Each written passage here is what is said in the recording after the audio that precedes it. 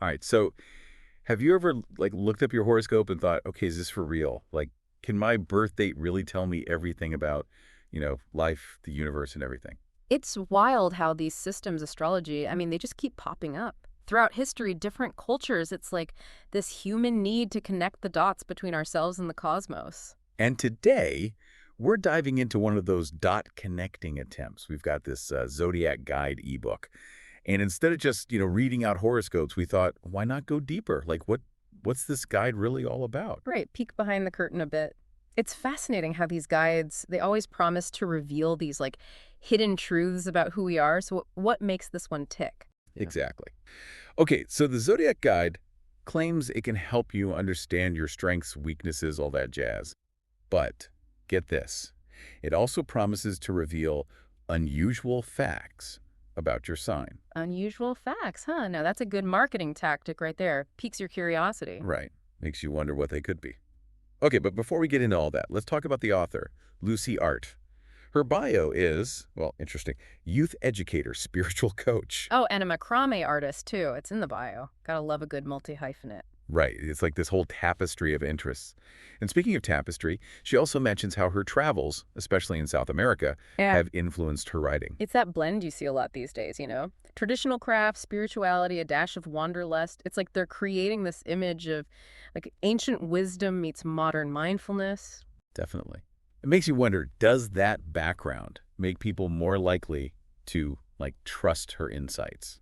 That's the million-dollar question, isn't it? Do we trust the source more if they have a good story? Even if, maybe, it has nothing to do with the actual information itself. Food for thought. But okay, let's get back to the guide itself. It promises all these things. Like I said, your ideal career based on your sign. That's bold, but it makes you think. People are drawn to those definitive statements, those categorizations, like, tell me who I am guidebook. Even if, maybe, deep down, we know it can't be that simple. Right. It's almost like, are we looking for actual insights? Or just like a fun way to think about ourselves and the people in our lives, a little cosmic entertainment. A bit of both, maybe. And Yeah. that's what we're going to explore as we dig deeper into this whole zodiac guide phenomenon. The psychology behind it, the promises, the potential pitfalls, all that good stuff. So we're already kind of seeing those threads that might lead someone to this Zodiac guide, right? Yeah. This desire for self-discovery, for putting ourselves in a box, maybe even a little escapism, Absolutely. It's like this ancient recipe for self-help with a sprinkle of, hey, it's written in the stars. What are you going to do? right? But then it makes you wonder, what about those people who don't exactly fit the mold of their sun sign? Like, what if you're, I don't know, a Capricorn who'd rather be painting than managing a spreadsheet? Ah, the age-old question of nature versus nurture. Or in this case, maybe, birth chart versus free will. It's a good point you bring up because it highlights one of those like fundamental criticisms of traditional astrology, that whole you're this sign, so you must be this way. It's way too simplistic, you know? Yeah, most astrologers I've talked to say there's way more to it than just your sun sign, right? Like moon signs, rising signs, all those cosmic ingredients in the mix. Exactly. It's like saying, okay, you're a Taurus, so you must love gardening. But what if your moon is in, like, Aquarius and you're drawn to, I don't know, hydroponic vertical farming instead?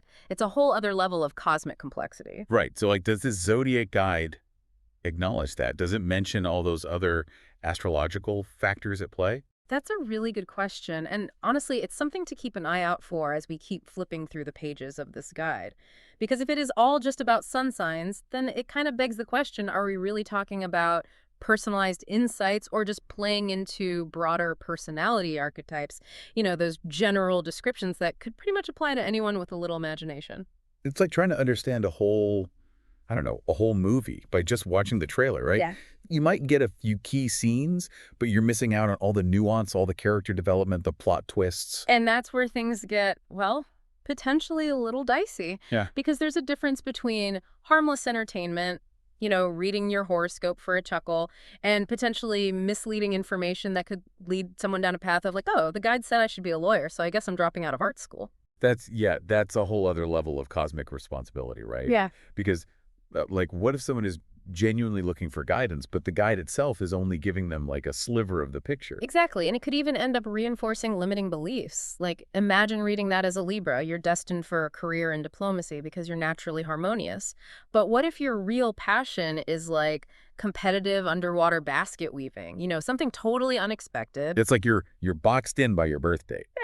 And speaking of being boxed in, the guide also talks about compatibility between signs, like Mhm. which signs are a match made in cosmic heaven and which ones should just like stay away from each other. Oh, the classic, will they or won't they? But for the zodiac, it's fascinating how persistent those astrological stereotypes are, the whole Scorpio and Taurus, Mhm. explosive combination or whatever. It's like those personality quizzes online. They tell you what kind of pizza topping you are based on your music taste.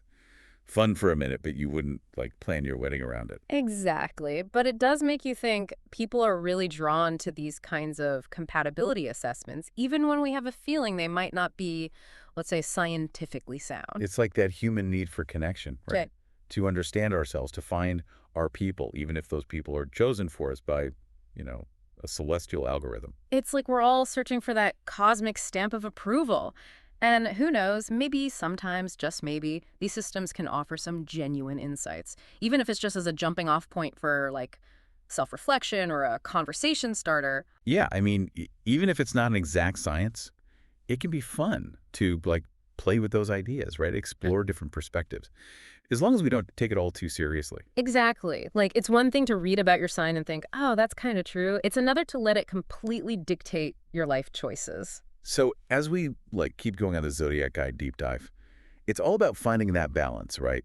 Between entertainment and actual insight, between playful curiosity and like, not accidentally joining a cult because the stars told us to. Hmm. I think there's this part of this that like wants to believe, wants there to be this bigger plan. But then there's the other part that's like, hold on, let's not get ahead of ourselves. It's that constant push and pull, right? Right. Logic versus intuition. And the tricky thing is, it's not always easy to tell which one is in the driver's seat. Right. Because whether we're talking about horoscopes or those personality tests, it's like, where do you draw the line between, just having a little fun with it and letting it actually influence your decisions? Right. Like, if the Zodiac guide tells me to move to, like, a yurt in Mongolia to find my soulmate, I'm going to need a little more convincing. Yeah, exactly.